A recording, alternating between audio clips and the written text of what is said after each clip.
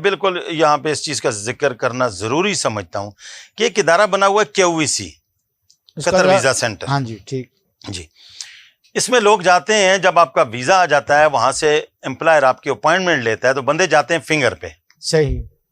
تو میں تو آپ کو بھی دعوت دوں گا کہ کسی دن آپ بھی وہاں پہ قطر ویزا سینٹر کا جا کے معائنہ کریں. بالکل قاضی صاحب ہماری ٹیم ضرور جائے اور گی. ایک ٹیم جائے کہ ایک بندہ آ رہا ہے، اس کا نام سسٹم کے اوپر اگر ہے، اس کے بعد اس کو اپوائنٹمنٹ دی جاتی ہے.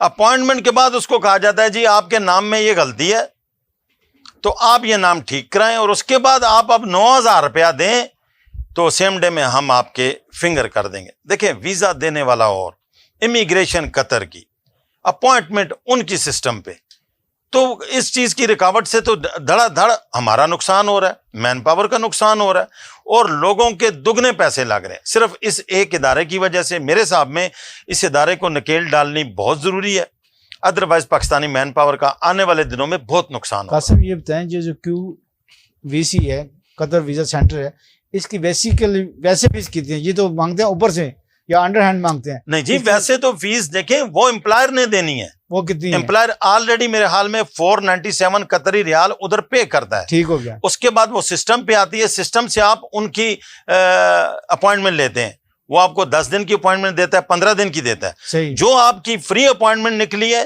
As per the payment of Qatar, ٹھیک ہے، اس پہ تو آپ کو فری مل گئی، بالکل وہ ٹھیک. فری انہوں نے وائڈ کر دی، آپ کے نام میں فرق ہے جی. ٹھیک ہے. اب وہ اگلی آپ نے کرنی ہے مجبوری، وہ کہیں گے اس کا 9,000 روپیہ دیں، یہ ٹیکنیکل فراڈ ہے. صحیح. اگر اس کا نام غلط ہے، اس کے نام میں کریکشن ہے، تو پہلی اپوائنٹمنٹ کیسے مطلب نکلی؟ وہ ہرڈل پیش بناتے ہیں تاکہ جناب جان بوجھ کے ہو رہا ہے. صحیح. اور میں جو ارباب اختیار، جہاں تک میری آواز پہنچ رہی ہے، لوگ بڑے دور دور سے، کوئی لاہور سے دور سے آ رہا ہے، کوئی کشمیر سے آ رہا ہے، لوگ 2 دن بیچارے ادھر رہتے ہیں، پیسے ان کے پاس ختم ہو جاتے ہیں.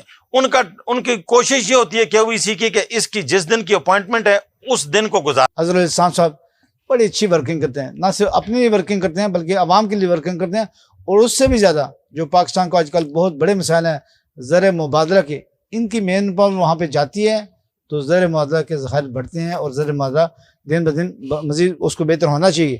اس کوشش میں ان کی آنکھ تک محنت ہے، جیسے بتایا کہ کئی دہائیوں سے یہ کام کر رہے ہیں. اگر ان کو مزید فری ہینڈ دیا جائے تو یہ اس ریکروٹمنٹ کو اور زیادہ بڑھا سکتے ہیں. میں ان سے پوچھوں گا کہ یہی جو کہ قطر ویزا سینٹر ہے، اس میں مزید مسائل کیا ہیں؟ لوگ، آپ نے بڑی اچھی بات کی کہ لوگ بڑی دور دور سے آتے ہیں اور یہ ان کو خام خواہ تنگ کرتے ہیں. جب ساری ریکمنڈیشن ہو گئی ہے، ان کا کام ہے صرف فنگر پرنٹ لینا.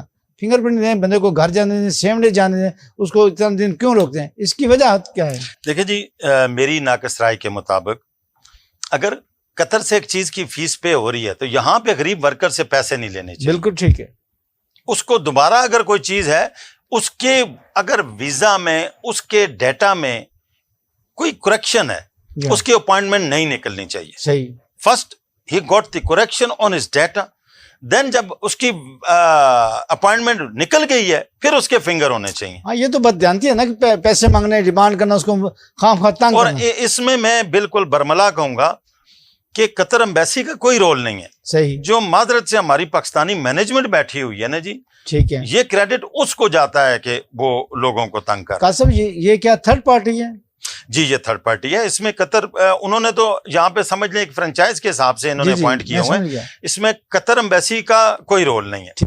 ایک ویزا سینٹر بنا ہوا، ان کو رول دیا کہ آپ میڈیکل کریں اور فنگر کریں. بالکل. اب ان کے اختیار میں ہے کہ وہ فنگر کرنے کے اگینسٹ لوگوں کو، اب معذرت سے میں کہوں گا یہ بلیک میلنگ ہی ہوگی نا کہ غریب آدمی آیا ہے، اس کی اپوائنٹمنٹ ہے، آپ اس سے کہہ جی آپ کا ڈیٹا غلط ہے، جو ہی وہ 9,000 روپیہ دیتا ہے تو اس کا ڈیٹا ٹھیک ہو جاتا ہے. قاسم، آپ گلف کے دوسرے